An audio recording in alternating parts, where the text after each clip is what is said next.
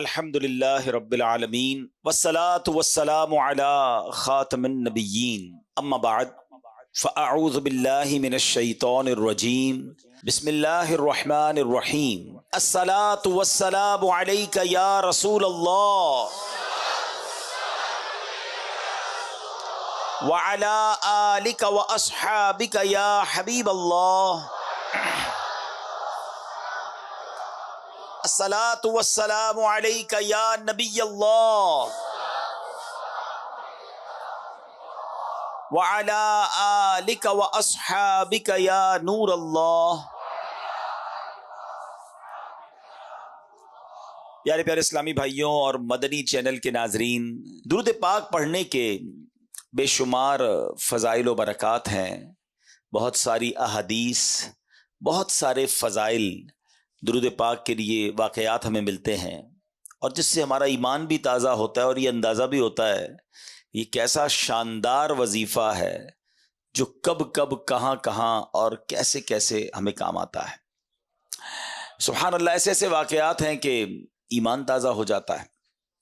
ایک بار سرکار دو عالم صلی اللہ علیہ وسلم کے کاشانہ اقدس میں بی بی عائشہ صدیقہ رضی اللہ تعالی عنہا فرماتی ہیں کہ رات کا پہر تھا اور میں کچھ کپڑے وغیرہ سی رہی تھی، اور پھر چراغ گل ہو گیا اور میرے ہاتھ سے سوئی بھی گر گئی۔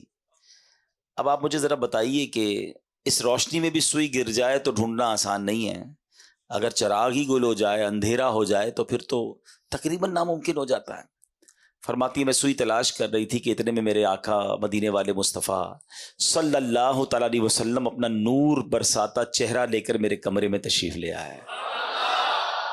میرے آقا تو کیا کمرے میں تشریف لائے، چہرہ مبارک سے اتنا نور نکلا کہ میرا پورا کمرہ ہی بقعے نور بن گیا، پورا کمرہ جگمگ کرنے لگا، اتنی روشنی ہو گئی کہ میں نے اس نور کی روشنی میں اپنی سوئی کو تلاش کر لیا۔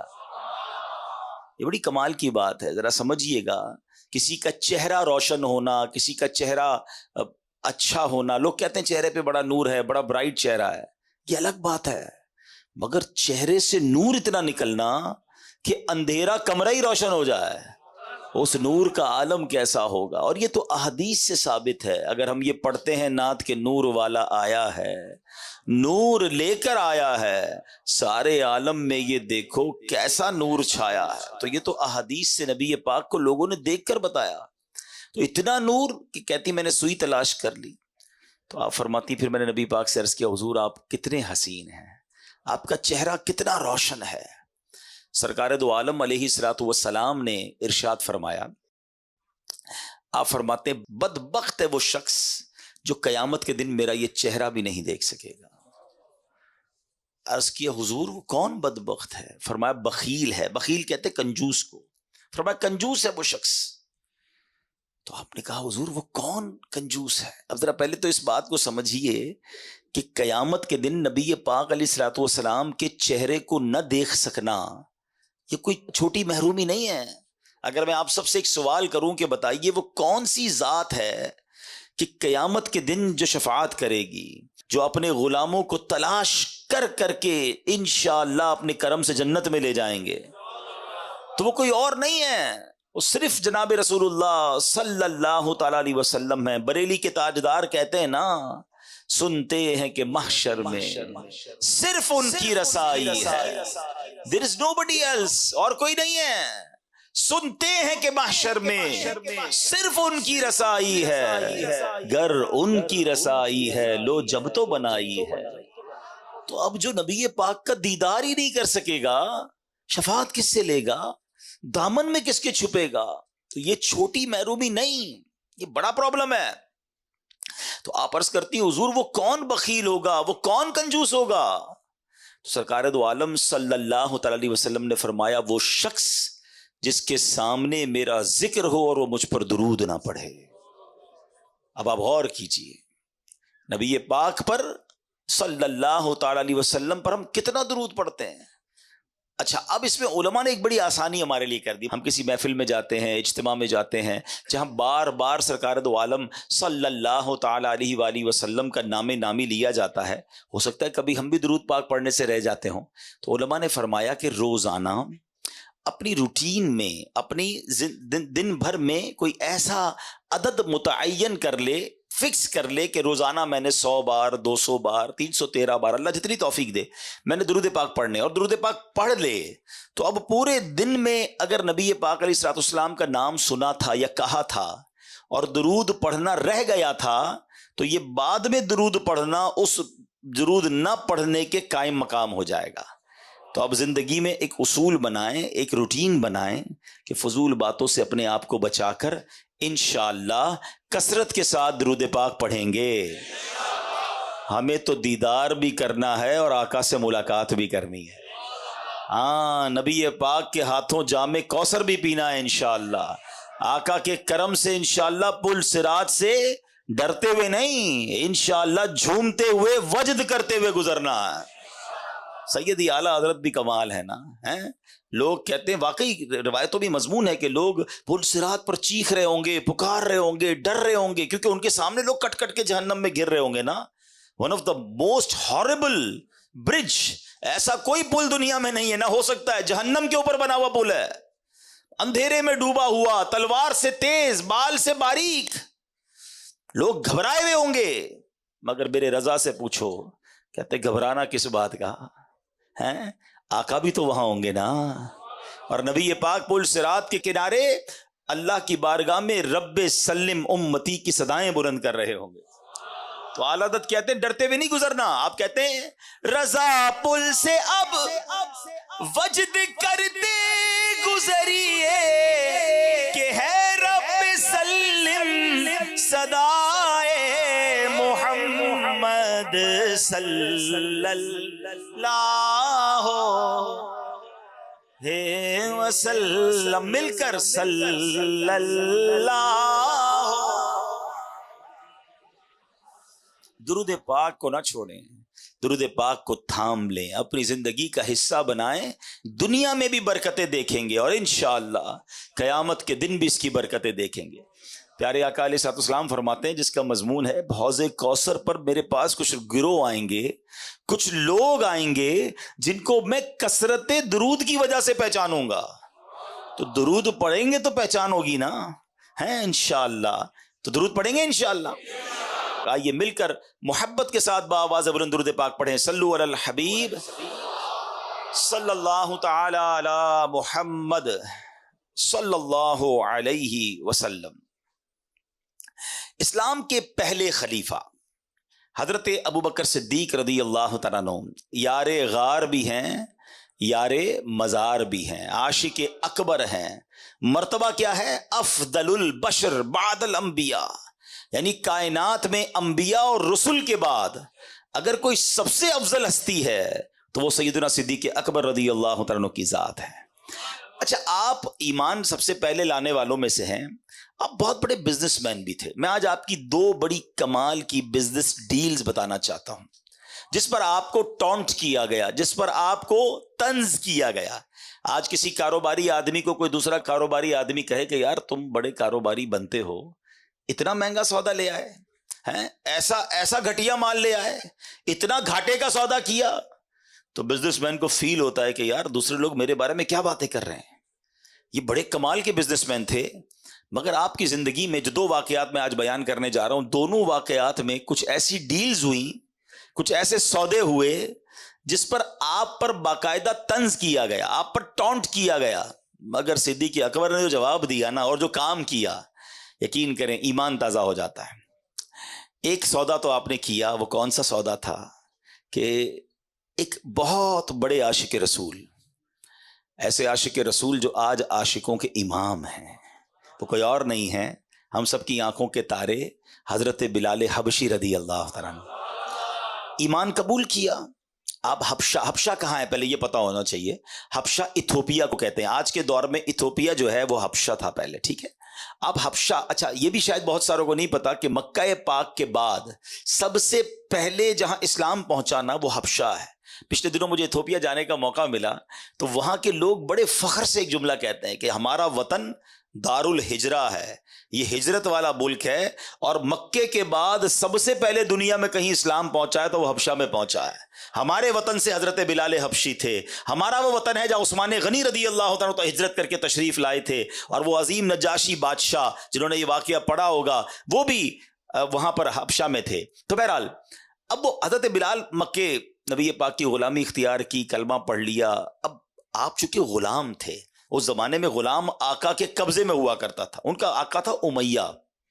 اچھا، امیہ بڑا ظالم شخص تھا، وہ حضرت بلال حبشی کو بہت مارتا تھا کہ اللہ کا انکار کر دو، اسلام کا انکار کر دو۔ حضرت بلال حبشی جو ہے وہ منع کرتے تھے کہ میں رب کا انکار نہیں کر سکتا، وہ بہت مارتا۔ جو مکے مدینے گئے ہیں انہیں پتا ہے کہ جب گرمی شریف و عروج پر ہوتی ہے تو گرمی کا عالم کیا ہوتا ہے۔ تو مکے کی گرمی میں تپتے ریگستان میں حضرت بلال کو وہ لٹاتا تھا، سینے پہ پتھر رکھتا تھا ریگستان کے اندر، اور کہتا تھا کہو اللہ ایک نہیں ہے، یا اللہ کا انکار کرو، آپ اللہ احد اللہ احد اللہ ایک ہے کے نعرے بلند کرتے۔ اب پیارے آقا جب ایک دو بار وہاں سے گزرے، دیکھا کہ حضرت بلال پر بڑا ظلم ہو رہا ہے، آپ کی آنکھیں بھیگ آئیں ہیں، آپ کو بڑا افسوس ہوا، بڑی محبت کرتے تھے حضرت بلال سے، مگر وہ ظالم آقا تھا اس کا۔ تو حضرت ابو بکر صدیق رضی اللہ تعالیٰ جب یہ دیکھا کہ نبی پاک بلال سے محبت بڑی کرتے ہیں اور یہ بندہ جو ہے قبضے میں ہے امیہ کے اور وہ اس کے آقا ہیں، تو آپ پہنچ گئے اس کے آقا کے پاس، امیہ کے پاس جا کر کہا اے امیہ، اس حبشی غلام کو مجھے دے دو، کتنے میں دو گے؟ تو اب میں آپ کو مثال کے ذریعے سمجھاتا ہوں ہمارے آج کل کے دور سے۔ مثال کے طور پہ اس زمانے میں مارکیٹ ریٹ 5,000 روپے تھا، اس زمانے کی کرنسی درہم و دینار تھی، میں سمجھانے کے لیے کہہ رہا ہوں، 5,000 ریٹ تھا۔ اس نے کہا میں 10,000 میں دوں گا۔ آپ نے کہا مجھے ڈیل منظور ہے، مجھے 10,000 میں دے دو۔ کہتا نہیں اب 15,000 میں دوں گا۔ کہا مجھے 15,000 میں منظور ہے۔ کہا 20,000 میں دوں گا۔ مثال دے رہا ہوں میں۔ آپ نے کہا مجھے 20,000 میں منظور ہے۔ وہ پیسے بڑھاتا گیا، حضرت ابوبکر صدیق اوکے کرتے گئے، آخر کار ایک اماؤنٹ طے ہو گئی۔ امیہ نے پیسے لیے، حضرت بلال حضرت ابوبکر کے حوالے کیے۔ پھر امیہ پتہ کیا کہتا ہے؟ اے ابوبکر، تمہارے تو کاروبار کے بڑے چرچے ہیں، تمہاری عقل کے بڑے چرچے ہیں، میں نے سنا ہے تم بڑی اچھی ڈیل کرتے ہو، بڑے اچھے کاروباری آدمی ہو، یہ حبشی غلام کو اتنا مہنگا خرید لیا، تمہیں کاروبار نہیں آتا، یہ کیسی ڈیل کی ہے؟ ہائے ہائے ہائے، حضرت ابوبکر صدیق نے جو تاریخی جملہ ارشاد فرمایا نا، آپ فرماتے امیہ تمہیں کیا معلوم بلال کی قیمت کیا ہے، تم اس سے زیادہ مانگتے میں اس سے زیادہ تمہیں دیتا۔ خوشی خوشی حضرت بلال کو لیا، نبی پاک کی بارگاہ میں حاضر ہوئے، کہ حضور بلال حاضر ہے۔ اللہ اکبر، نبی پاک کی خوشی دیدنی تھی۔ آقا دو جہاں صلی اللہ تعالی علیہ وسلم نے کیا خوبصورت جملے ارشاد فرمائے۔ آپ فرماتے اے ابو بکر، بلال کو آزاد کرنے میں جو رقم خرچ کی ہے اس میں میرے بھی پیسے شامل کر لو۔ اللہ اکبر، حضرت ابو بکر صدیق کی آنکھوں میں آنسو آتے ہیں، کہتے حضور میرا جو کچھ ہے سبھی تو آپ کا ہے، میں نے اگر مال خرچ بھی کیا ہے تو حضور وہ بھی آپ ہی کا ہے۔ اللہ اکبر، سبحان اللہ۔ تو یہ ہے صدیق اکبر، کیسی ڈیل کی ہے، کیسا سودا کیا ہے۔ زمانہ سمجھ رہا ہے مہنگی ڈیل ہے، مگر صدیق اکبر نے نبی پاک کے دل کو راضی کر لیا ہے۔ حضرت بلال حبشی کو آزاد کروانے کا جو صحرا تھا، اللہ اکبر، وہ حضرت صدیق اکبر کے پاس ہے۔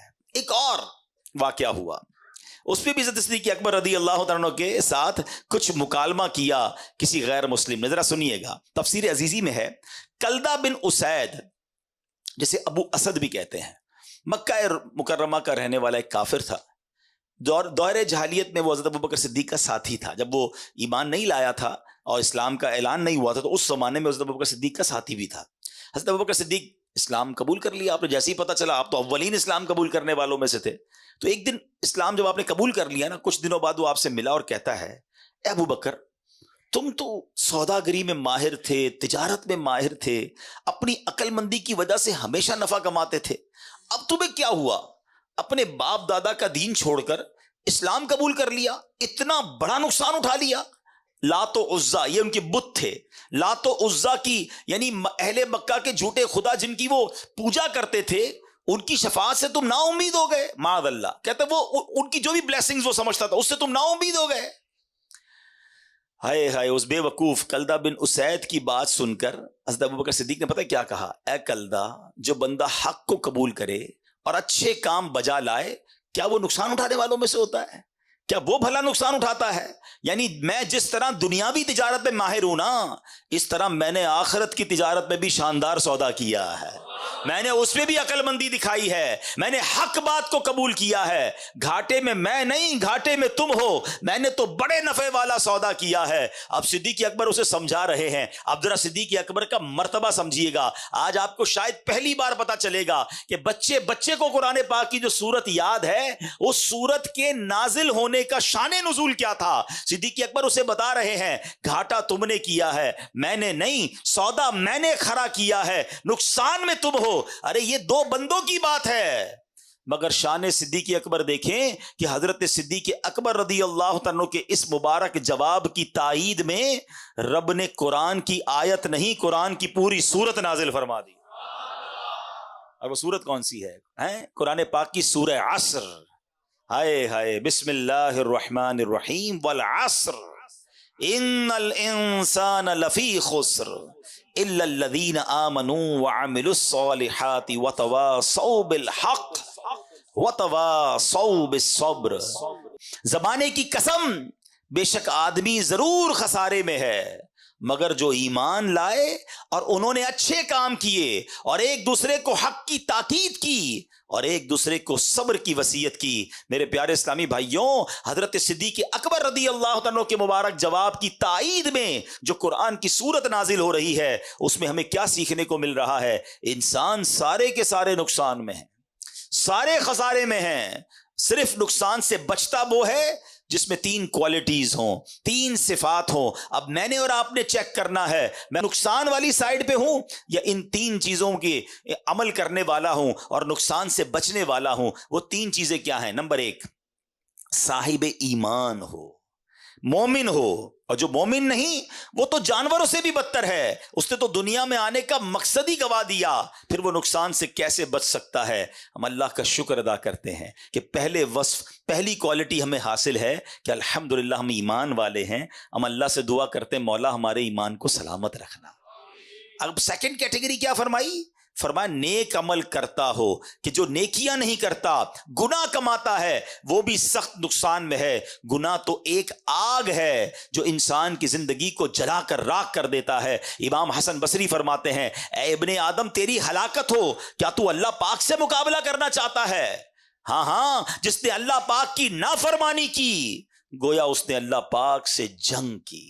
تو پتہ چلا ایمان والا ہو، نیک اعمال کرنے والا ہو۔ اب یہ چیک کرنا ہے مجھے اور آپ کو، ہم نیکیاں کرنے والے ہیں یا گناہ کرنے والے ہیں؟ تیسرے نمبر پر فرمایا حق بات کی اور صبر کی وصیت کرنے والا ہو، جو خود بھلے نیک بن جائے مگر دوسروں کو نیکی کی دعوت نہ دیتا ہو، دوسروں کو برائی سے منع نہ کرتا ہو، وہ بھی نقصان میں ہے۔ عین ممکن ہے کہ جب گناہگار عذاب میں گرفتار ہوں تو یہ بھی پکڑ میں آ جائے۔ تو اب یہ بات سمجھنی ہے کہ ایمان والا نقصان میں نہیں، نیکیاں کرنے والا یہ نقصان سے بچ جائے گا، اور دوسروں کو بھی نیکی کی دعوت دے، دوسروں کو بھی اچھی باتیں بتائے، یہ نقصان سے بچنے والا ہے۔ ہمیں چیک کرنا ہے کہ یہ تینوں اوصاف ہمارے اندر ہیں کہ نہیں۔ قرآن کریم کی ایک مختصر سورت ہے یہ مبارک سورت، والعصر، مکہ مکرمہ میں نازل ہوئی۔ اس میں صرف ایک رکوع ہے، 3 آیتیں ہیں، 14 الفاظ ہیں اور 68 حروف ہیں۔ حضرت ابی بن کعب رضی اللہ تعالیٰ عنہ سے روایت ہے، رسول ذیشان مکی مدنی سلطان صلی اللہ تعالیٰ علیہ وسلم نے فرمایا، جو سورہ عصر پڑھے اللہ پاک اس کے لیے صبر پر مہر لگا دے گا اور روز قیامت اہل حق کے ساتھ ہوگا۔ اتنی مختصر سورت اور اتنے فضائل، شاندار لیسن، زندگی گزارنے کا گویا طریقہ بیان کر دیا گیا اس مختصر صورت میں۔ بظاہر تو بڑی مختصر صورت ہے مگر کاش ہم اس کو سمجھنے والے بنے۔ امام محمد بن ادریس شافعی رحمۃ اللہ تعالی علیہ، امام شافعی اس مختصر صورت کے بارے میں کیا فرماتے ہیں کہ آپ فرماتے ہیں اگر لوگ اس ایک صورت میں غور و فکر کریں تو یہی ان کے لیے کافی ہے۔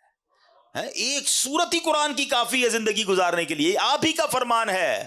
اگر اللہ پاک سورہ عصر کے علاوہ اور کوئی دلیل نازل نہ فرماتا تب بھی یہی نصیحت دنیا اور آخرت کے لیے کافی ہو جاتی۔ اس قدر ڈیپ ہے، اس قدر لیسن ہے۔ افسوس یہ کئی بار پڑھی، کئی بار امام صاحب نے پڑھی، ہم نے سنی، مگر کیا اس نے دل پر اثر کیا؟ انڈرسٹینڈ ہی نہیں کرتے ہم قرآن کو۔ ترجمہ تفسیر سے پڑھتے ہی نہیں ہیں، حالانکہ کتنا کمال کا میسج ہے. اللہ اکبر. اچھا اب ہم یہ کہہ رہے ہیں کہ 14 الفاظ 3 آیتیں اور اتنا سبق. آگے چلیے، سورہ عصر کی اہمیت کا اندازہ یہ لگانا ہوگا کہ اسے یاد رکھنا، بار بار دہراتے رہنا چاہیے. طبرانی شریف میں ہے کہ 2 صحابہ کا یہ معمول تھا کہ جب آپس میں ملتے تھے ایک دوسرے کو سورہ عصر سنایا کرتے تھے. والعصر ان الانسان لفی خسر، تاکہ یاد رہے کہ نقصان ہے، یہ انسان خسارے میں چلا جائے گا اگر اچھی باتیں نہیں کرے گا، ایمان پر استقامت حاصل نہیں کرے گا. اللہ کرے کہ ہم بھی جب دوست ملیں آپس میں، کوئی کسی کو قرآن سنائے، کوئی حدیث سنائے، کوئی آخرت کی بات بتائے. ہماری تو گیدرنگ ہی فضول بات سے شروع ہوتی ہے، غلط باتوں سے سٹارٹ ہوتی ہے، غلط باتوں پر ختم ہوتی ہے. ہم 1 گھنٹہ چائے پر بیٹھ جائیں، کبھی پوسٹ مارٹم تو کیا کریں اپنی گیدرنگ کا کہ یار 2 گھنٹے دوستوں میں بیٹھا، کھڑا ہوا، کر کے کیا آیا؟ غیبتیں، حسد، بہتان، مذاق، مسخری، کسی کی دل آزاری. یعنی ہماری 1-2 گھنٹے کی محفل بھی کتنی فضول باتوں پر مشتمل ہوتی ہے. نہ کریں، یہ وقت گزرتا جا رہا ہے. سورہ عصر کی ایک اور خوبصورت بات انشاءاللہ آج اسی سورت کے بارے میں مختلف ڈائمنشن سے، مختلف انداز سے سیکھنے کی کوشش کریں گے. سبحان اللہ. سورہ عصر میں جہاں آخرت کے بارے میں یاد دلایا ہے نا، لیکن اگر اسی سورت کو عشق کی نظر سے دیکھو تو اس میں بھی نبی پاک کی نعت بیان کی گئی ہے. آپ کہیں گے ایسے کیسے؟ سبحان اللہ. مفسرین قرآن فرماتے ہیں کہ آپ کا جو یہ سورہ عصر میں جو نعت کا پہلو ہے نا، وہ نعت کا پہلو یہ ہے، والعصر کیا ہے؟ زمانے کی قسم. عصر عربی میں زمانے کو کہتے ہیں. مفسرین کرام کا ایک قول یہ بھی ہے کہ زمانے سے مراد اللہ پاک کے آخری نبی محمد عربی صلی اللہ تعالی علیہ وسلم کا زمانہ مراد ہے، کیونکہ وہ زمانہ سب سے افضل زمانہ تھا. ہاں یہ بات طے ہے، ہر زمانہ میرے حضور کا ہے، لیکن جس زمانے میں میرے آقا موجود ہیں، حالانکہ آخرت کی یاد دلائی جا رہی ہے، مگر یہاں بھی رب نے اپنے محبوب کا ذکر فرمایا ہے کہ میرے محبوب کے زمانے کی قسم. کون سے زمانے کی بات کی ہے؟ جس میں پیارے آقا علیہ الصلوۃ والسلام تشریف فرما ہے. سیدی اعلیٰ حضرت کیا خوبصورت بات فرماتے ہیں، کہتے ہیں وہ خدا نے ہے مرتبہ تجھ کو دیا، وہ خدا نے ہے مرتبہ تجھ کو دیا، نہ کسی کو ملے نہ کسی کو ملا، کہ کلام مجید نے کھائی شہا تیرے شہر و کلام و بقا کی قسم. اللہ اکبر. قرآن جا بجا حبیب پاک علیہ الصلوۃ والسلام کی قسم ارشاد فرماتا ہے. اپنے نبی کا ذکر میرے رب نے قرآن میں جا بجا فرمایا. تو سبحان اللہ. اب ذرا ایک بات یاد رکھیے، سرکار دو عالم علیہ الصلوۃ والسلام خود فرماتے ہیں خیرکم قرنی ثم الذین یلونہم ثم الذین یلونہم، یعنی سب سے بہتر زمانہ میرا ہے، پھر اس کے بعد جو ملے ہوئے ہیں، پھر اس کے بعد جو ملے ہوئے ہیں. یعنی سب سے افضل زمانہ نبی پاک کا اور صحابہ کا زمانہ ہے، پھر تابعین کا زمانہ ہے، پھر تبا تابعین کا زمانہ ہے. یہ جو 3 قرن کہلاتے ہیں، 3 ادوار کہلاتے ہیں، یہ سب سے افضل دور ہوا کرتے تھے. آج لوگ کہتے ہیں آئیڈیل زمانہ کون سا ہے؟ یہ بات مسلمان کو ماننی بھی ہے اور اس پر یقین رکھنا ہے کہ سب سے افضل اور آئیڈیل اگر کوئی زمانہ تھا تو رسول پاک علیہ الصلوۃ والسلام کا زمانہ تھا. جس وقت خدمت میں ان کی بو بکر و عمر عثمان و علی. سوچو تو صحیح کیسا زمانہ تھا، کیسا دربار تھا. جس وقت تھے خدمت میں ان کی بو بکر و عمر عثمان و علی، اس وقت رسول اکرم کے، اس وقت رسول اکرم کے دربار کا عالم کیا ہوگا، ہر کوئی فدا ہے بن دیکھے دیدار کا. اس سمت علی، اس سمت عمر صدیق، ادھر عثمان ادھر، ان جگمگ جگمگ تاروں میں، ان جگمگ جگمگ تاروں میں مہتاب کا عالم کیا ہوگا، ہر کوئی فدا ہے دیدار کا.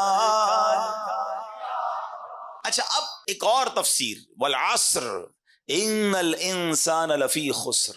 زمانے کی قسم بے شک آدمی ضرور خسارے میں ہے. امام حسن بصری رحمۃ اللہ تعالی علیہ کا قول ہے کہ یہاں عصر سے مراد وقت عصر ہے. اچھا، وقت عصر یہ دن ڈھلنے کا وقت ہوتا ہے، لوگ کام کاج سمیٹتے ہیں، گھر جانے کا ٹائم ہوتا ہے. اللہ اکبر، یعنی زندگی کا وقت تمام ہونے کو ہے. اللہ نے اس وقت کی یاد فرمائی ہے، ہمیں ارشاد فرمایا ہے. کیونکہ جب بندہ سارا دن کام کر کے کچھ کما کر گھر نہ جائے اور بچے کہیں کہ ابو کھانے کو کیا لائے ہو، ہمارے لیے کیا لائے ہیں، اور ہم کہیں کچھ نہیں لائے، تو بندہ جب خالی ہاتھ گھر جاتا ہے نا، شرمندگی کا سامنا ہوتا ہے. تو اللہ اکبر، یہ بتایا جا رہا ہے زندگی کی شام ڈھلنے کو ہے، قیامت قریب آنے والی ہے. اے بندے، جب تم میری بارگاہ میں آؤ گے اور خالی ہاتھ آؤ گے تو پھر قیامت کے دن کیسی شرمندگی اٹھاؤ گے. اپنی قبر میں اگر خالی ہاتھ جاؤ گے تو وہاں کیسے جواب دے سکو گے. تو ہمیں یاد دلایا گیا ہے کہ عصر کے وقت سے گویا یہ اشارہ دیا گیا ہے کہ اپنی آخرت کی دن ڈھلنے سے پہلے تیاری کر لی جائے. اللہ اکبر، سبحان اللہ. ہمارے بزرگان دین جو ہیں کس طرح سبق لیا کرتے تھے، تفسیر کبیر میں ہے. ایک بزرگ فرماتے ہیں کہ میں نے سورہ عصر کی جو دوسری آیت ہے نا، والعصر ان الانسان لفی خسر، بے شک انسان خسارے میں ہے، کہتے ہیں میں نے اس آیت کو ایک برف بیچنے والے سے سیکھا. اب دیکھو، جن کو سبق لینا ہوتا ہے نا، وہ کہاں سے کون سا میسج لے لیتے ہیں، عبرت کی بات کدھر سے پک کر لیتے ہیں. کہتے ہیں ایک برف بیچنے والا بازار میں صدا لگا رہا تھا. وہ برف بیچنے والا کہہ رہا ہے ارحموا من یذوب رأس مالہ، لوگوں اس شخص پر رحم کھاؤ جس کا سرمایہ پگھل رہا ہے. برف بیچنے والا یہ تو کہتا ہے نا جلدی خرید لو ورنہ پگھل جائے گا. کاش بات بڑی گہری ہے، سمجھ جائیں اگر ہم. ایکچولی میری اور آپ کی جو زندگی ہے نا، وہ برف ہی کی تو طرح ہے. ہم سب کے ہاتھ میں ایک برف کا بلاک دے دیا گیا ہے. کسی کے ہاتھ میں 50 سال کا ہوگا، کسی کے ہاتھ میں 60 سال کا ہوگا، کسی کے 2-4 دن بچ گئے ہوں گے تو برف ختم ہونے والی ہوگا. ہمیں تو نہیں پتا نا، پگھل رہا ہے. ہر سانس گزر رہی ہے، ہر دن گزر رہا ہے، یہ برف پگھل رہی ہے. مگر مجھے بتائیے، جس کی برف پگھل رہی ہو اس کو اس سرمایے کی کتنی فکر ہوتی کہ بیچ دوں، کچھ کما لوں، ورنہ یہ پڑے پڑے ہی ختم ہو جائے گا. کاش جو میری اور آپ کی سانسیں ہیں نا، ہم سمجھ جائیں کہ ہر گزرتے سانس کے ساتھ، ہر گزرتے دن کے ساتھ ہم قبر کے قریب ہوتے جا رہے ہیں، ہم آخرت کے قریب ہوتے جا رہے ہیں. ارے جس کی منزل قریب آ جائے وہ اپنی سواری تیز کرتا ہے. امتحان میں کیا ہوتا ہے، اسٹوڈنٹ بیٹھے ہوں گے یا ہم میں سے بہت سارے وہ ہوں گے جنہوں نے اسٹوڈنٹ لائف گزاری ہوگی. جیسے جیسے امتحان کی ڈیٹ قریب آتی ہے ہماری تیاری بڑھتی جاتی ہے، ٹینشن بھی بڑھتی جاتی ہے. بلکہ جس دن صبح امتحان ہو رات نیند نہیں آتی کہ صبح امتحان دینا ہے. قبر کا امتحان نہیں دینا، محشر کا امتحان نہیں دینا، اور ہر روز میں اور آپ اس کے قریب ہو رہے ہیں. ہو سکتا ہے آج رات یہ امتحان ہو سکتا ہے کل ہو سکتا ہے اگلے ہفتے ہو. کون تیاری کر رہا ہے؟ بلکہ عجیب بات یہ ہے کہ ہر گزرنے والا دن اللہ سے قریب ہونے کی بجائے اکثریت وہ ہے جو اللہ سے دور ہو رہی ہے. ہر دن گزر رہا ہے، گناہ بڑھ رہے ہیں، نت نئے حرام کاموں کی طرف قوم جا رہی ہے. نہ کریں ایسا، برف پگھل رہی ہے. وہ شاعر کہتے ہیں نا، ہو رہی ہے عمر مثل برف کم، ہو رہی ہے عمر مثل برف کم، رفتہ رفتہ چپکے چپکے دم بدم. سانس ہے ایک راہ روئے ملک عدم، سانس ہے ایک راہ روئے ملک عدم، دفعتن ایک روز یہ جائے گا تھم، ایک دن مرنا ہے آخر موت ہے، کر لے جو کرنا ہے آخر موت ہے. کاش یہ بات سمجھ آ جائے کہ مجھے مرنا ہے اور خالی ہاتھ نہیں جانا. اگر جس رفتار سے میں گناہ کر رہا ہوں توبہ کا موقع نہ ملا تو مارا جاؤں گا. امام فخر الدین رازی نے یہ بات ایک اور انداز سے سمجھائی. یہ جو سانسوں کی ویلیو ہے نا، منٹ کی ویلیو کیا ہے. آپ فرماتے ہیں تصور باندھو، ایک شخص 1000 سال زندہ رہا اور اس نے 1000 سال گناہوں میں گزار دی زندگی، 1000 سال تک. اب اس کے پاس صرف ایک لمحہ باقی ہے اور اس ایک لمحے کے بعد اسے موت آنے والی ہے. اب اگر وہ اس آخری لمحے میں نزا کی کیفیت طاری ہونے سے پہلے توبہ کر لے تو اس توبہ کی برکت سے اس کے 1000 برس کے گناہ معاف ہو سکتے ہیں. بات سمجھ آ رہی ہے کہ اس ایک لمحے کی برکت، اس ایک لمحے کی اہمیت کیا ہے کہ 1000 برس کے گناہ ایک طرف لیکن اگر اس ایک لمحے میں اس نے سچی توبہ کی, اللہ قبول کر لے, تو سارے گناہ معاف, اور اس کے بدلے میں کیا ملے گا؟ اللہ تعالیٰ کی رحمتوں کا جو مقام ہے جنت, اس کی ابدی نعمتوں کو حاصل کرنے کا موقع بھی مل جائے گا. اللہ, بات سمجھنا ہوگا کہ اس سے اندازہ یہ لگانا ہے کہ ایک لمحے کی اتنی قیمت ہے, تو اگر بندہ ساری زندگی نیکیوں میں گزار دے تو کیا کچھ نہیں ملے گا اسے. اس کو ایک اور انداز سے سمجھتے ہیں کہ ایک ایک سیکنڈ, ایک ایک لمحہ کتنا قیمتی ہے, ہم کتنا کچھ کما سکتے ہیں. ذرا مل کے کہیے سبحان اللہ, اب کہیے الحمدللہ, اب کہیے اللہ اکبر. میرا خیال ہے 1 منٹ گھڑی آگے نہیں بڑھی, 30 سیکنڈ لگے ہوں گے, 25-30 سیکنڈ. ہم سب نے بیٹھے بیٹھے نہ پسینہ بہایا, نہ محنت کی, کچھ بھی نہیں کیا, صرف 30 سیکنڈ میں آپ کو پتا ہے ہم نے کیا کمایا. میرے نبی علیہ الصلوۃ والسلام کے سچے وعدے ہیں, احادیث میں مضمون ملتا ہے, جو ایک بار سبحان اللہ کہے اس کے لیے جنت میں درخت لگا دیا جاتا ہے.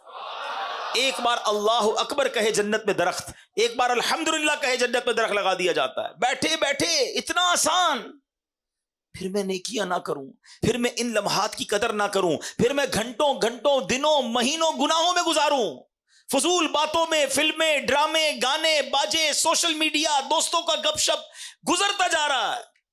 نہ کریں ایسا. روایتوں میں مضمون ملتا ہے کہ مرنے کے بعد نیک بھی پچھتائے گا, گناہگار بھی پچھتائیں گے. عرض کی گئی یا رسول اللہ صلی اللہ تعالی علیہ وسلم, گناہگار پچھتائے گا, یہ تو بات سمجھ آ رہی ہے, گناہ ہیں اس کے, خطائیں ہیں, نیک کیوں پچھتائے گا؟ ارشاد ہوا نیک اس لیے پچھتائے گا کہ جب اپنے فضول اوقات یاد کرے گا اور اپنی نیکیوں کا جب اجر دیکھے گا نا, کہ نمازوں کا اتنا ثواب, نیکیوں کا اتنا ثواب, کاش میں نے فضول باتیں کی تھیں, فضول ٹائم ضائع کیا تھا, وہ بھی نہ کرتا تو اس کا ثواب بھی مجھے مل جاتا. تو بعد میں پچھتانے سے بہتر نہیں ہے بندہ ابھی نیکیاں کر لے, ابھی اپنے وقت کا فضول استعمال نہ کرے. قرآن جگہ جگہ جھنجھوڑ رہا ہے. ایک جگہ ارشاد ہوتا ہے یا ایھا الانسان انک کادح الی ربک قدحا فملاقی. قرآن کہتا ہے اے انسان, بے شک تو اپنے رب کی طرف دوڑنے والا ہے, پھر اس سے ملنے والا ہے. تفسیر نور عرفان میں ہے, یعنی اے انسان تیرا ہر سانس تجھے موت سے اور رب کے ملنے سے قریب کر رہا ہے. ہم اپنے سفر کی طرف بڑھ رہے ہیں, اپنی منزل کی طرف بڑھ رہے ہیں, مگر کاش یہ احساس بھی تو بن جائے نا کہ جب اللہ کی بارگاہ میں جانے کا وقت آگے کی طرف جا رہا ہوں تو تیاری بھی ساتھ ساتھ کرتا جاؤں, میں زیادہ نیکیاں کماتا جاؤں. حضرت رابعہ بصریہ کا ایک واقعہ سنیے گا, یہ بات اور آپ کو ڈیفائن ہو جائے گی کہ جب ہم ادھر ادھر فضول کام کرتے ہیں تو کتنا بڑا لاس کرتے ہیں.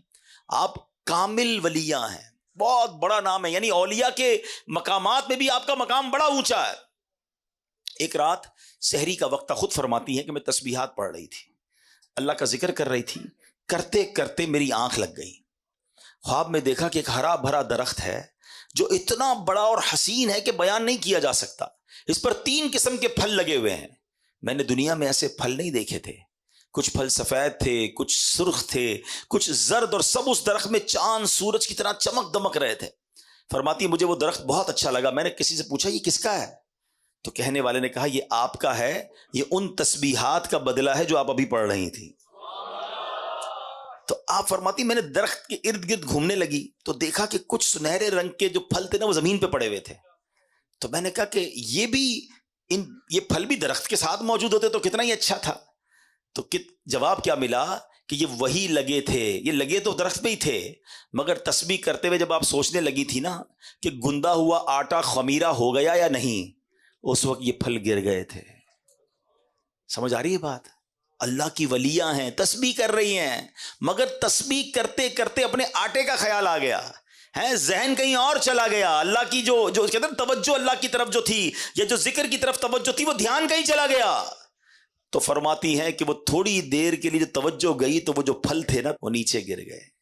میرا اور آپ کا تو دھیان ہی کہیں اور ہوتا ہے.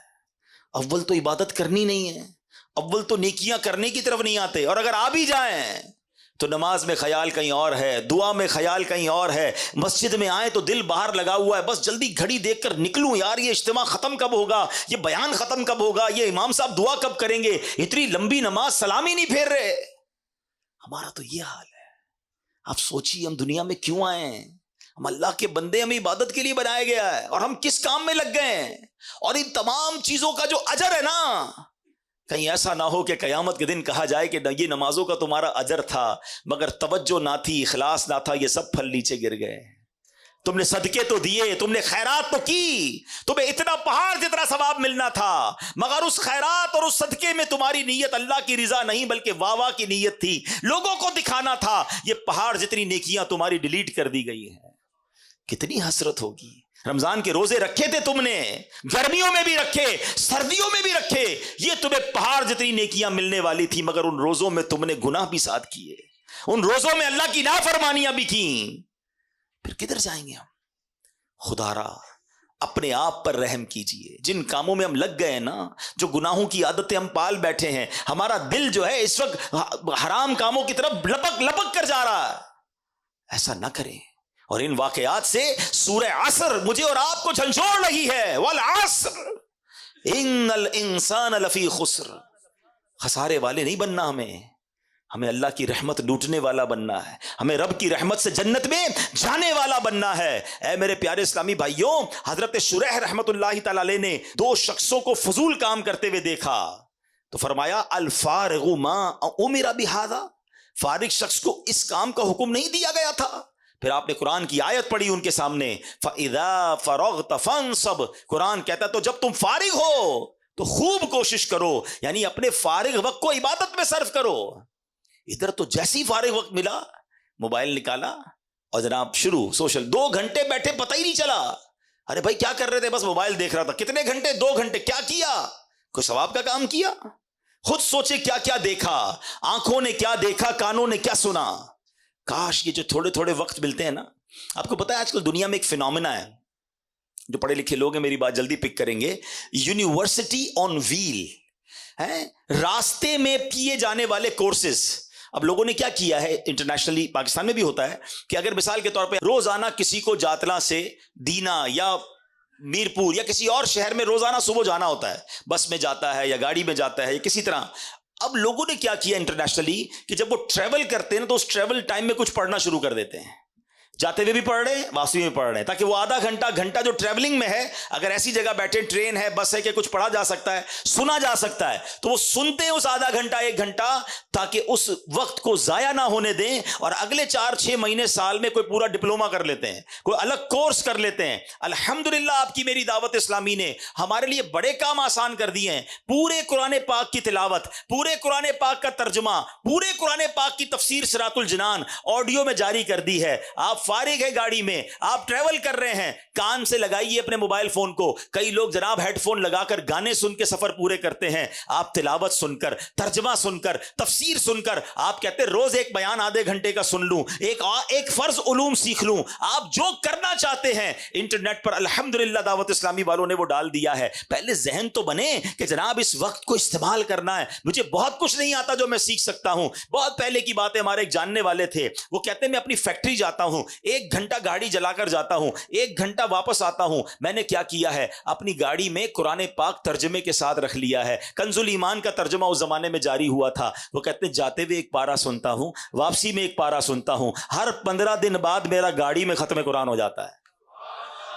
کہتے ہیں اتنی بار سن لیا قرآن کہ اب مجھے امام صاحب تلاوت کرتے ہیں تو قرآن سمجھ آنے لگ گیا ہے کہ اس آیت کا ترجمہ کیا ہے۔ کتنا شاندار ذہن تھا، وقت میں کیوں ضائع کروں؟ اگر ہمارا ذہن بن جائے، مثال دیتا ہوں، ہمارا کوئی دوست ہمیں کہے یار ذرا بیٹھنا، میں آ رہا ہوں 10 منٹ میں، ہمارا فوری طور پہ رپلائی کیا ہوتا ہے؟ ٹھیک ہے آپ آئیے۔ ہم کیا کرتے ہیں ان 10 منٹ میں؟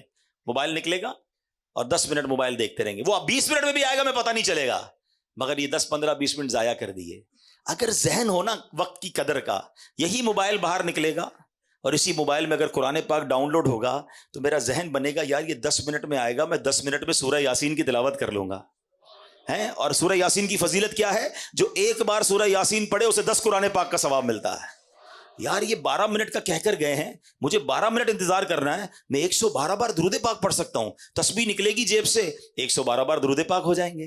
اگر ان چنک آف ٹائم, جس کو کہتے ہیں وقت کے چھوٹے چھوٹے پیسز, یہ جو چنک آف ٹائمز ہیں, اس کو استعمال کرنے کا اگر ذہن بن جائے تو آپ یقین کریں آپ اتنی ساری نیکیاں کما سکتے ہیں. ارے موبائل فون اور سوشل میڈیا پر جانا ہی ہے تو دعوت اسلامی کے سوشل میڈیا کے پیجز ہیں, جائیے کوئی بیان سن لیں, کوئی نعت سن لیں, کوئی مدنی پھول سن لیں, تاکہ میرے علم میں اضافہ ہو, میرا وقت ضائع نہ ہو. سبحان اللہ, ہمارے بزرگان دین کو کس قدر وقت کا احساس تھا, اپنے وقت کی قدر و منزلت تھی. ایک بزرگ کے بارے میں آتا ہے کہ آپ نے 40 سال ہو گئے روٹی نہیں کھاتے تھے, بھوک لگتی تھی تو ستو پی لیتے تھے. تو کسی نے کہا حضرت آپ روٹی کیوں نہیں کھاتے؟ کہتے میں نے کیلکولیٹ کیا, روٹی کھانے اور ستو پینے کے درمیان میں 90 بار اللہ کا نام تسبیح زیادہ پڑھ سکتا ہوں. تو میں نے سوچا روز کھانا کھاؤں گا, روز روٹی کھاؤں گا تو 90 تسبیح کم ہو جائیں گی, ستو پی کر بھی پیٹ بھر جاتا ہے. تو انہوں نے روٹی کھانا چھوڑ دی, ستو پینا شروع کر دیا. ادھر روٹی پہ بیٹھتے تو کھڑے ہی نہیں ہوتے, 5, 10, 12 منٹ میں کھانا کھایا جا سکتا ہے, 1.5 گھنٹے تک دسترخوان پہ بیٹھے کیا کر رہے ہیں, گپ شپ کر رہے ہیں. بہت ٹائم ہے نا, نہیں ہے ٹائم. یہ ٹائم آپ جنت کے لیے کیوں نہیں گزارتے؟ ہمارے پاس مسجد میں آ کر بھاگنے کا ٹائم پھر کیوں ہے؟ یہاں بھی تو تھوڑا ٹائم گزارو نا. اللہ کے گھر میں آ کر کتنے نوافل پڑھے, کتنی تسبیحات پڑھی, مگر یہاں آ کر بے چینی شروع ہو جاتی ہے. تو اے میرے پیارے اسلامی بھائیوں, ہمیں کاش یہ ذہن بن جائے. پلیز سمجھیے, قرآن پاک کی یہ سورت جھنجھوڑ رہی ہے, والعصر ان الانسان لفی خسر, انسان خسارے میں ہے. مگر کون خسارے میں نہیں ہے وہ میں نے آپ کو بتا دیا, کہ جو ایمان لائے, نیکی کی دعوت دیتے ہیں, گناہوں سے بچتے ہیں, صبر اور ایمان کی تلقین کرتے ہیں. کاش یہ بات سمجھ آ جائے. مبارک ہو مبلغین کو, دعوت اسلامی والوں کو, جو مدنی قافلوں میں جاتے ہیں, جو درس و بیان دیتے ہیں, جو لوگوں کے پاس دکان گھر گھر جا کر نیکی کی دعوت دیتے ہیں. تو الحمدللہ آپ ایمان کی, آپ صبر کی تلقین, آپ نیکی کی دعوت دے رہے ہیں.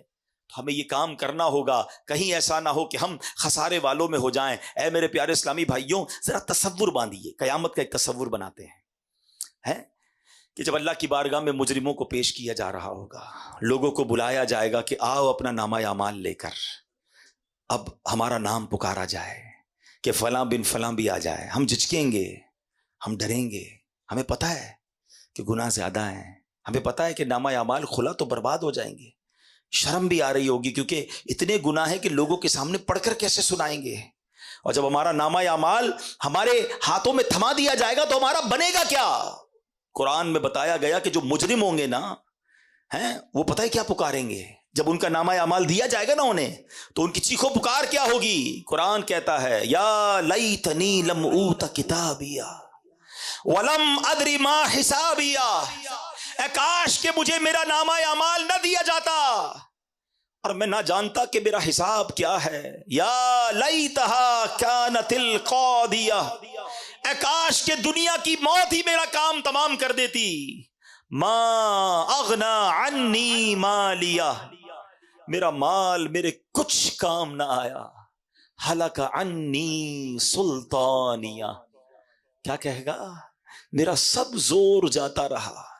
آج کہتے لوگ میرا بڑا کرو فر ہے, میں فلاں علاقے کا چیئرمین, میں ناظم, میں صدر, میں وزیر اعظم, میں صوبائی صدر, میں فلاں کونسلر, میں ایم این اے, میں ایم پی اے, میرے ڈالے, میرے جناب گارڈز, میرا پیسہ, میری کوٹھیاں ہیں. اگر نامہ اعمال میں گناہ ہے, اگر اللہ ناراض ہوا, خدا کی قسم نہ مال کام آئے گا, نہ تمہارا یہ کرو فر کام آئے گا. وہ پکارے گا ما اغنا عنی مالیہ, میرا مال میرے کچھ کام نہ آیا.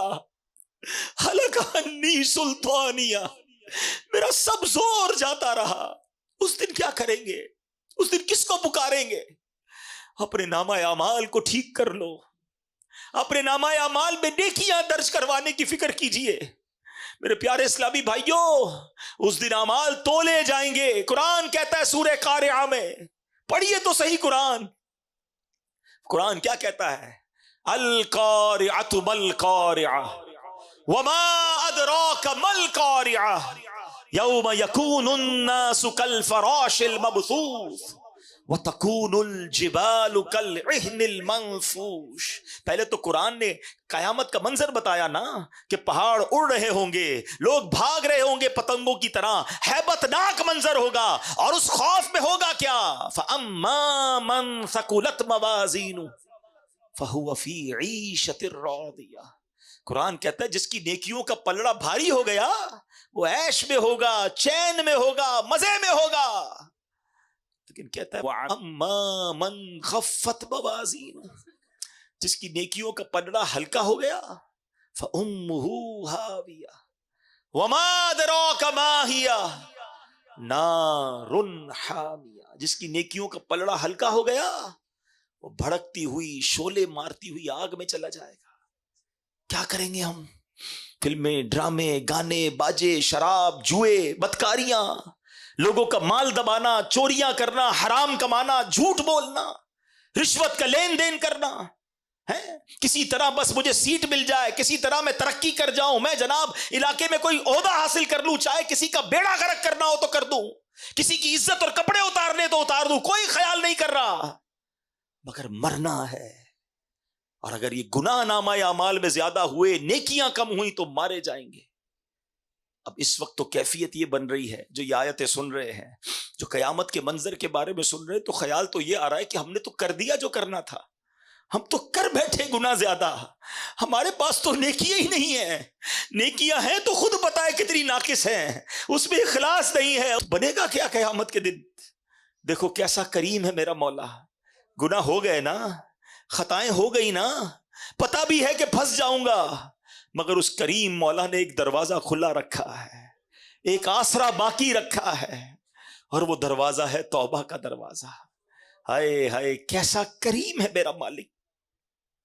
ساری زندگی گناہ کرے مگر ایک بار سچی توبہ کر لیں، سچے دل سے اسے پکار لیں، وہ کریم پچھلے سارے گناہ معاف کر دیتا ہے. ارے ماں باپ ایک غلطی دیکھ لینا ہے تو ماں باپ گھر سے نکال دیتے ہیں، آگ کر دیتے ہیں. وہ پنجابی شاعر کہتے ہیں نا، ایک گناہ میرا ماں پیو ویکھن، ایک گناہ میرے ماں پیو ویکھن، مینوں عمری منہ نہ لاویں، لکھ گناہ میرے مالک ویکھے وہ پھر بھی پردے پاوے. ذرا سوچئے، ہم اس مالک کے بندے ہیں مگر پھر بھی ہم اس کی طرف رجوع نہیں کر رہے، ہم پھر بھی اس کی بارگاہ کی طرف رجوع نہیں لا رہے، ہم پھر بھی توبہ نہیں کر رہے. ہمیں یہ تو خوف ہے کہ لوگ نہ دیکھ لیں. ہم یہ کیوں نہیں سوچتے کہ جو اکیلے میں گناہ کر رہے ہیں وہ رب دیکھ رہا ہے؟ آؤ میرے پیارے اسلامی بھائیوں، آج اپنے رب کو پکاریے اور یہ نیت کیجئے کہ قیامت کے دن مجھے شرمندہ نہیں ہونا ہے. قیامت کے دن نامہ اعمال مجھے سیدھے ہاتھ میں دیا جائے، میرے بائیں ہاتھ میں نہ دیا جائے. یہ ممکن ہے اگر ہم سچی توبہ کر لیں، ہم اچھا ماحول اپنا لیں، ہم اپنی لائف اسٹائل کو تبدیل کریں. میرا مولا بڑا کریم ہے. ہم اپنے رب کو پکارتے ہیں نا، سچے دل سے پکارو تو صحیح نا اسے. ہیں کہتے ہیں نا شاعر، رحمت دا دریا الہی ہر دم وگدا تیرا، جے ایک قطرہ بخشے مینوں کم بڑھ جاوے میرا. عدل کرے تے تھر تھر کمبن اچیاں شانہ والے، عدل کرے تے تھر تھر کمبن اچیاں شانہ والے، فضل کرے تے بخشے جاسن میں ورگے مکالے. جے میں ویکھا عملہ ولے کچھ نہیں میرے پلے، مگر جے میں ویکھا رحمت رب دی بلے بلے بلے. اسی رحمت کو پکارنا ہے آج. بس سچے دل سے اللہ سے آج دوستی کر لو، اور اب اپنا وقت ضائع نہ کرو. اب اپنے آپ کو گناہوں میں مبتلا نہ کیجئے، توبہ کر لیجئے. کب تک اللہ کو ناراض کرتے رہیں گے؟ کب تک نمازیں قضا کرتے رہیں گے؟ کب تک جھوٹ بولتے رہیں گے؟ کب تک حرام کماتے رہیں گے؟ ارے مرنا نہیں. شیطان کہتا ہے توبہ کر لوں گا نا، ابھی تو جوانی ہے، بڑھاپے میں کر لوں گا، مرنے سے پہلے کر لوں گا. اتنا بڑا مجمع ہے، مجھے کوئی ایک بندہ یہاں بیٹھ کے بتا دے کہ جس کے پاس کی گارنٹی ہو کہ آپ صبح تک زندہ رہیں گے. ہے کوئی ایسا؟ ہمیں تو یہ بھی نہیں پتا کہ اجتماع کے ختم ہونے تک بھی زندہ رہیں گے کہ نہیں. آگاہ اپنی موت سے کوئی بشر نہیں، سامان 100 برس کا ہے، پل کی خبر نہیں. بس آج آج اور ابھی ڈیلے نہ کرے, توبہ میں تاخیر نہ کرے. میرے آقا فرماتے ہیں حدیث پاک میں التائب من الذنب کمن لا ذنب لہ, گناہوں سے توبہ کرنے والا ایسا ہے جیسا اس نے گناہ کیا ہی نہیں. ہائے ہائے کیسا کریم مولا ہے. سارے گناہ ڈیلیٹ, اعمال لکھنے والے فرشتوں کے رجسٹر سے بھی گناہ ختم کر دیے جاتے ہیں. کرامن کاتبین جو لکھنے والے فرشتے انہیں بھی بھلا دیے جاتے ہیں. کوئی گواہ بھی باقی نہیں بچتا ہے. اگر رب سے سچی توبہ کر لی جائے تو آج پکی توبہ کر کے جائیں. آج آئے ہیں نا اجتماع میں, مدنی چل کے ناظرین, آپ بھی, میں بھی, ہم سب, بہت ہو گیا, بہت خطائیں کر لی, پتہ نہیں کب دنیا سے چلے جائیں گے. آج اپنے رب کو راضی کر لے. آج اللہ کی بارگاہ میں عرض کر دو کہ مولا ہو گئے گناہ معاف کر دے, اللہ ہو گئی غلطیاں معاف کر دے. میں نے پہلے بھی توبہ کی, مانتا ہوں, مگر پھر شیطان کھینچ کر لے گیا مجھے گناہوں کی طرف. مولا معاف کر دے, میں کمزور ہوں, میں پڑ جاتا ہوں گناہوں میں, مالک معاف کر دے. میرے دوستوں کی وجہ سے, میرے چاہنے والوں کی وجہ سے میں پڑ جاتا ہوں گناہ میں. مولا مجھے اچھے دوست بھی عطا کر دے, اور آج مجھے معاف کر دے, مجھے عذاب نہ دیجیو. مجھے یہ معلوم ہے کہ مولا تو میری ماں سے زیادہ مجھے چاہنے والا ہے. میری ماں مجھے تکلیف میں نہیں دیکھ سکتی تھی, مولا تو میری ماں سے زیادہ چاہنے والا ہے. آج معاف کر دے. میرا عمل ہے سیاہ نامہ, مجھے خدایا معاف کر دے. ہے آس مجھ کو تو بخش دے گا. ہے آس مجھ کو تو بخش دے گا. مجھے خدا معاف کر دے. مجھے خدایا معاف کر دے. پہاڑ جیسی میری خطائیں مگر بہت ہے تیری عطائیں. پہاڑ جیسی میری خطائیں مگر بہت ہے تیری عطائیں. معاف کرنا شعار تیرا, مجھے خدایا معاف کر دے. اللہ یہ نہ دیکھ کتنے برے ہیں, یہ نہ دیکھ ہمارے گناہ کتنے ہیں. مالک بندے تیرے ہیں, تیرے حبیب کی امتی ہے. آج توبہ کرتے, اب نہیں کریں گے گناہ. مولا ہم کمزور ہیں, ہم مانتے ہیں ہم کمزور ہیں. آج ہمت بھی تو نہیں دینی ہے, توفیق بھی تو نہیں دینی ہے. اور اللہ بس آج ایسی مدد کر دے, ایسی توبہ نصیب کر دے کہ اب گناہوں کی طرف پلٹ کر نہ جائے. ہمیں 5 وقت کا مالک نمازی بنا دے. بس آج اپنے رب سے سچی توبہ کر لو, آج دوستی کر لو. اللہ کریم ہے, یقین کرے, دل سے پکارنے کی دیر ہے. میرے جتنے گناہ ہیں سب معاف کر دے. اندھیرے شب کے کیے ہیں رسوا, اجال دن کے کیے ہیں نا, سراپا جرموں خطا ہو مولا, سراپا جرموں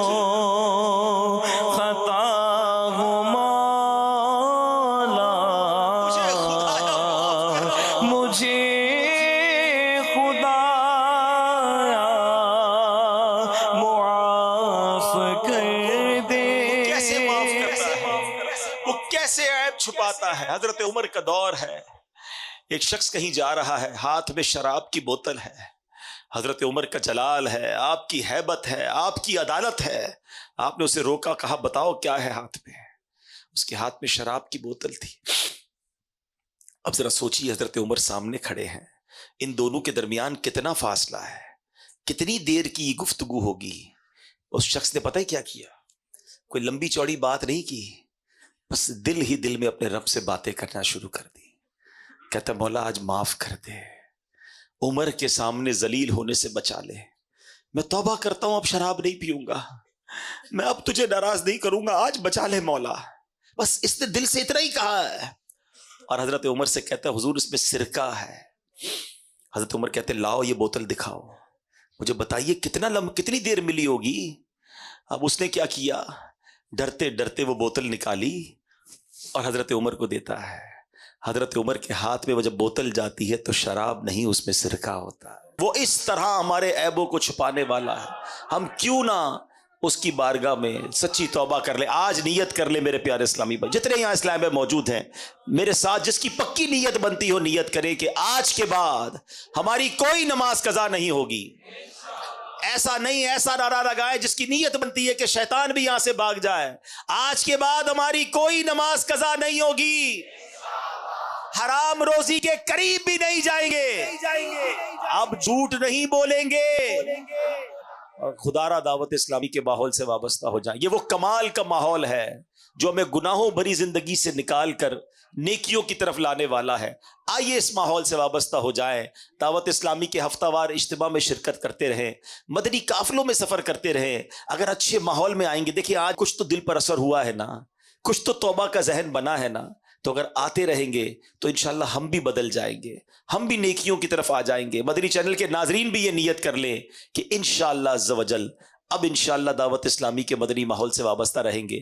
میں رب کریم سے دعا کرتا ہوں اللہ مجھے بھی آپ کو بھی سچی توبہ کی توفیق نصیب فرمائے، گناہوں والی زندگی سے ہماری جان چھڑا دے، اور ہمیں فضول کاموں سے بچا کر اپنی عبادت کرنے والی ہمیں سوچ عطا فرما دے. ہماری زبان ذکر و درود سے تر رہے، فضول گوئی کی عادت سے ہماری جان چھوٹ جائے. آمین بجاہ النبی الامین صلی اللہ تعالی علیہ وسلم. صلو علی الحبیب صلی اللہ تعالی